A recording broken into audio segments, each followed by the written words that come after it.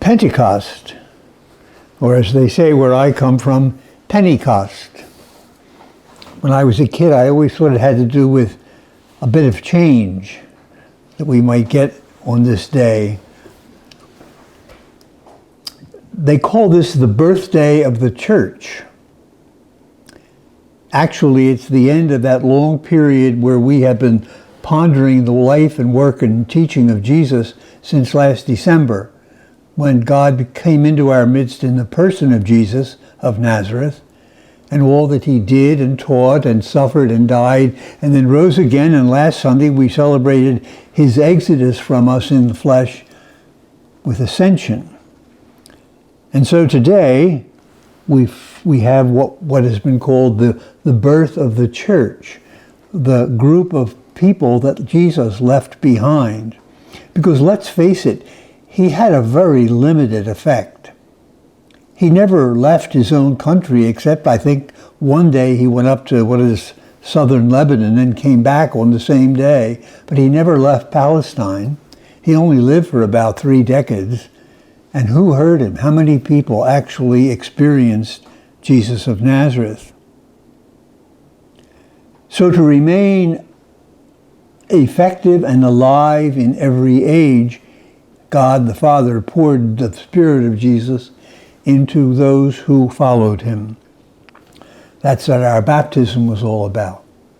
It's interesting, when you come up from the waters of baptism, the first thing that is said to you is, you're a priest, you're a prophet, you're a governor, a ruler.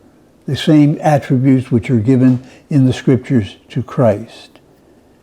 Baptism means the Spirit enters us. That was our Pentecost. Paul reminds us that we are the body of Christ. And so for the last 2,000 years, Christ has always been present because his body has been here to be experienced. We are the body of Christ, member for member.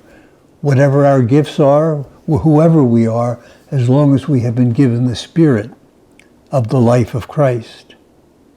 But what is a life? Well, it's a succession of days, that's for sure. All the days of our lives since our birth. That's our life, right? And when you get older, those days pass more quickly. But that isn't what our life is. If you want to look at what a person's life is, look at their decisions. Life is a series of decisions, thousands of them. We make many of them every single day. What am I going to have for breakfast? That's a decision. Whom am I going to marry? That's a decision. And all the decisions that accumulate together to make up the quality, the warp and woof of our lives. If we are the body of Christ, if we are the continuation of Jesus in the world, then the decisions that he made, he is now making through us. And every decision Jesus made was motivated by love for us, for the people of his own time, for the people who are his enemies, and now through us for the people of every age. The body of Jesus continues to make the decisions of Jesus, and we are the people who make those decisions. So gradually what is happening is, once we have received the Spirit, if we cooperate and listen to the Spirit, the decisions that we make gradually begin to conform to the decisions of Christ. We begin to act as he would act, to think as he would act, to encounter people in the same way that he would. Someone said years ago there was this movement, what would Jesus do? If we are the activity of Jesus in the world, if God is coming to us in the person of Christ embodied in the Christian community, then our decisions are extremely important. But it doesn't happen all at once, as we know. It's a gradual process.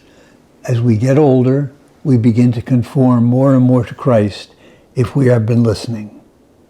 So Pentecost reminds us of who we are. In a sense, it is our birthday, but it's also the rebirth of Christ. Not the Bethlehem birth, but the Pentecost birth, when he continues his presence in the world. So would it be correct to say that Jesus is the first born-again Christian?